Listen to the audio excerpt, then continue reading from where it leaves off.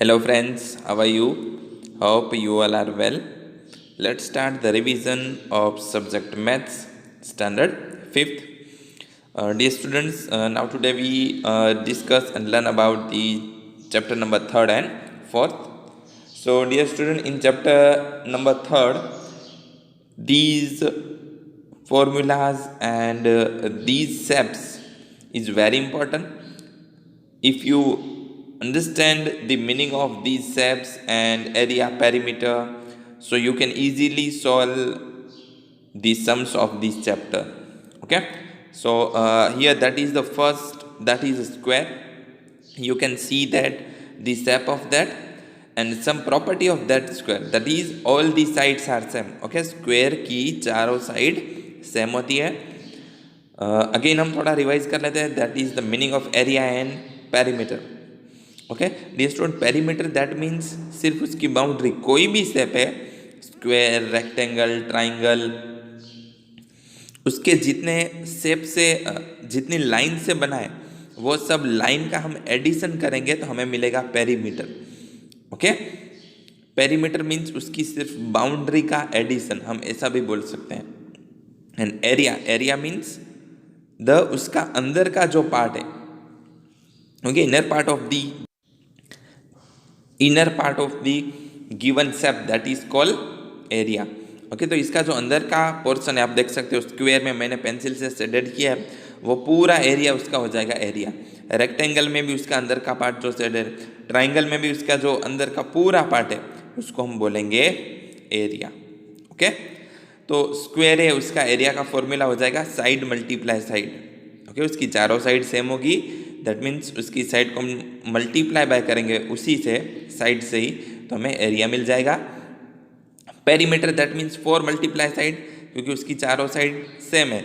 और पेरीमीटर के टाइम आप चारों साइड का सिर्फ एडिशन करके आंसर लिखोगे तो भी आपका आंसर सेम मिलेगा. Second, rectangle. ओके, तो dear student you can see the shape of that.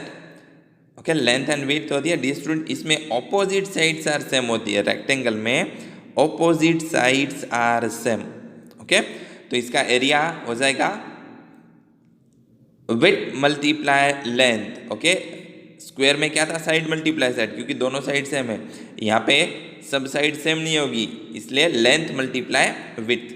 And perimeter of rectangle हो जाएगा 2 ब्रैकेट में W plus L. W that means width plus length.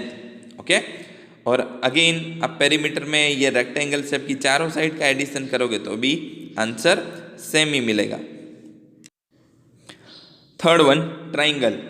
Okay, आप देख सकते हो ये ट्राइंगल का शेप, बेस है एंड देन आफ्टर उसकी हाइट है. एरिया ऑफ ट्राइंगल क्या हो जाएगा, 1/2 मल्टीप्लाई बेस मल्टीप्लाई हाइट. ये फॉर्मूला याद रखना है.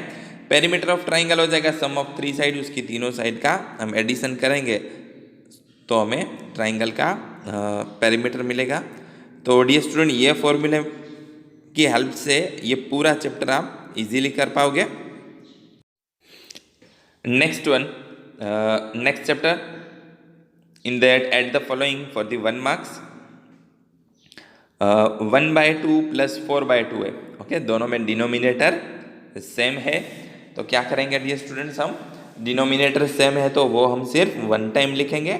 एंड न्यूमरेटर दैट मीन्स ऊपर का जो नंबर है उसका हम एडिशन कर देंगे.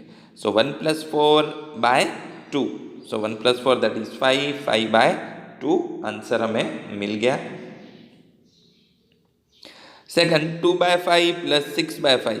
ओके, तो डिनोमिनेटर में अगेन सेम है 5, तो वो हम 1 टाइम लिखेंगे. न्यूमरेटर ऊपर का नंबर का एडिशन करेंगे क्योंकि साइन प्लस की है. So 2 + 6 that is 8/5.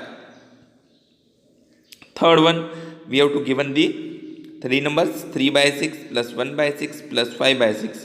Again the denominator is same, so we have to write 1 times and addition of the numerator. So it will be 9/6. As the same, we have to do the subtraction for that. 6/5 minus 2/5. Again denominator is same, so we have to subtraction of numerator. Why? Because the sign is here minus. So 6 minus 2/5. So it will be 4/5. And second question is also like that. Next one, third question, 4 by 2 minus 1 by 2. Again, denominator is same, so we have to write one time. And subtraction of numerator. So 4 minus 1. So answer is 3 by 2. Now question number 5, solve the following for the 2 marks.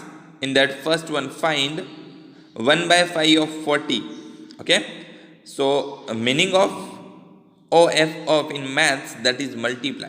So 1 by 5 multiply 40. Okay.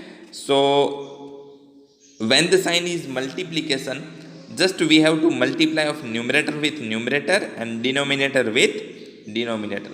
So 40 multiply 1, that is 40, and in denominator that is only 5. There is no number in the denominator of 40. So always it will be 1. So 40 by 5, that is 8. Second, 1 by 2 of 100. 1 by 2 of that means multiply 100. Okay. 100 multiply 100 in denominator 2. So 100 divided by 2, that is 50. And question number 3 is also same. Okay. So just you have to practice for that. Okay, dear students. All the best for the exam. Do the best.